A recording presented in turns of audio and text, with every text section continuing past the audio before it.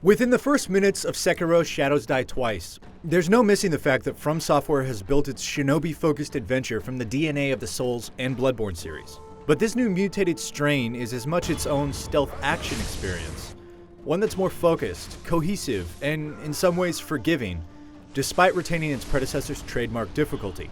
As I rolled credits after 50 hours of pressurized blood geyser executions, fantastical monster fights, split-second swordsmanship, and secret-filled areas, I'm left with a deep appreciation for this amazing journey and the skills it demands to master it.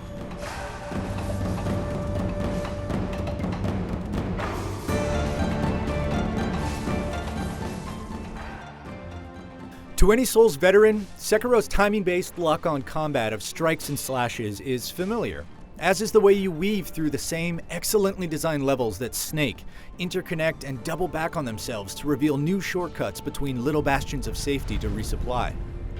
But Sekiro is immediately its own beast, thanks to a Swiss Army knife of a prosthetic arm strapped to the titular Shinobi. Part grappling hook, part gadget kit, part weapon, and all useful. This new mobility reinforces the stealth elements of Sekiro, allowing you to get into advantageous positions for silent assassinations, quickly escape danger, and explore varied mythical environments of this vast and vertically designed world. Whether springing between castle rooftops, zipping through forest branches, or scaling sheer cliffs, there's a refreshing sense of freedom in just getting around. And that freedom extends beyond death. The ability to resurrect yourself once per rest allows you another shot at finishing a close fight, but you risk spreading a divine sickness amongst the NPCs of the world if you end up dying again. There's a deep strategy to knowing when to resurrect and when to let it go and lose half your earnings, but the opportunity to get up and just run away is a literal lifesaver in a game where one small mistake could cost you everything. And a lack of From Software's signature multiplayer means you can actually pause Sekiro at your leisure, which is its own sort of freedom.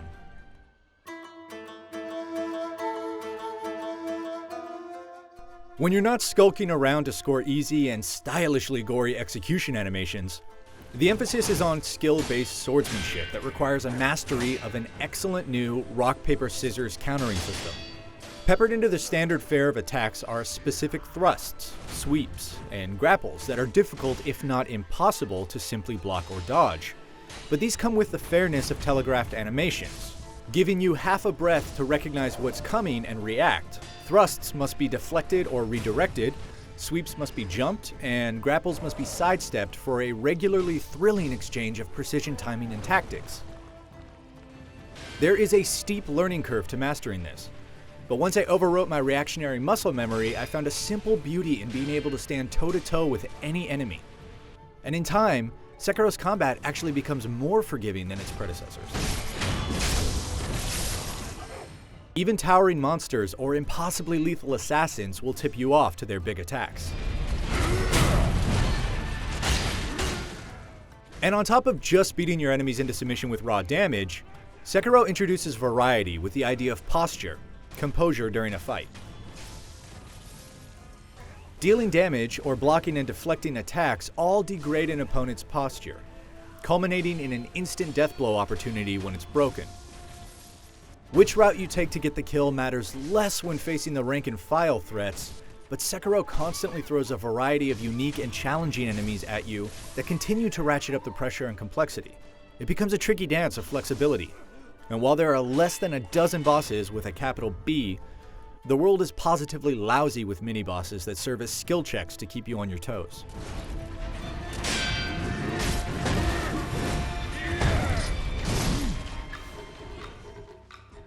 Relative to its predecessors, Sekiro's character progression is admirably streamlined.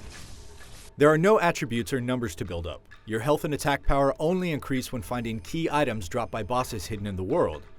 There are no weapons to find or armor to acquire. You'll use the same katana from start to finish. Instead, you spend earned experience in a robust, multi-tiered skill tree that allows you to unlock passive skills like a more potent stealth, or the ability to regain precious health when performing a death blow, alongside combat maneuvers like a powerful posture-breaking strike or a lightning-fast slashing technique.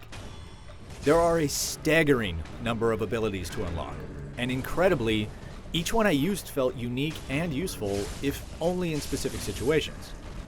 Similarly, the prosthetic limb can be outfitted with a number of different gadgets. Some seem more universal than others, like the always handy shuriken for long-range damage, or the Mistraven feather that lets you phase through enemy attacks for some life-saving distance.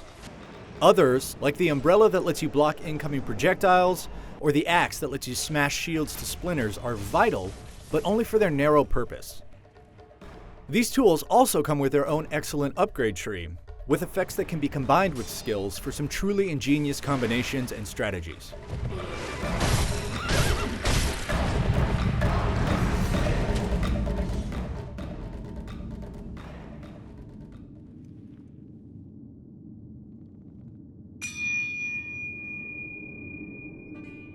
All these efforts support the goal of your undying one-armed shinobi, to serve, protect, and endlessly murder at the behest of your master, the child divine heir blessed with immortality.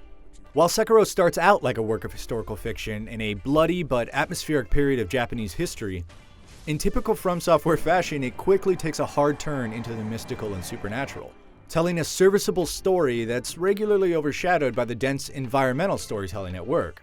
All its sights and sounds create a varied world, reinforced by a soundtrack that's as calming as it is haunting. But Sekiro is a less ambiguous affair than Souls fans might be used to, as each arm of the journey is much more clearly outlined and clues are more freely given. And though you spend a majority of your time working through mountainous terrain or historic castle grounds, occult-infused hamlets and blizzard-choked fortresses and bottomless pits in the earth are very much a part of the experience, leaving plenty of room for secrets and mysteries to be uncovered and pieced together that should carry over nicely into a New Game Plus.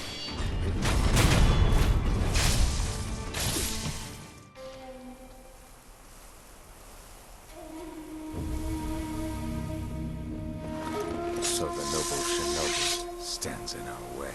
Sekiro evolves From Software's formula into a stylish stealth action adventure that, naturally, emphasizes precision and skill in its combat. It walks the line between deliberate and patient stealth and breakneck melee combat against threats both earthly and otherworldly. Its imaginative and flexible tools support a more focused experience that shaves down the Souls game's overly cryptic edges without losing its air of mystery. Sekiro is an amazing new twist on a familiar set of ideas that can stand on its own alongside its predecessors. For more on Sekiro, check out the first 16 minutes of gameplay, our graphics comparison, and our unboxing of the Collector's Edition. And for everything else, stick with IGN.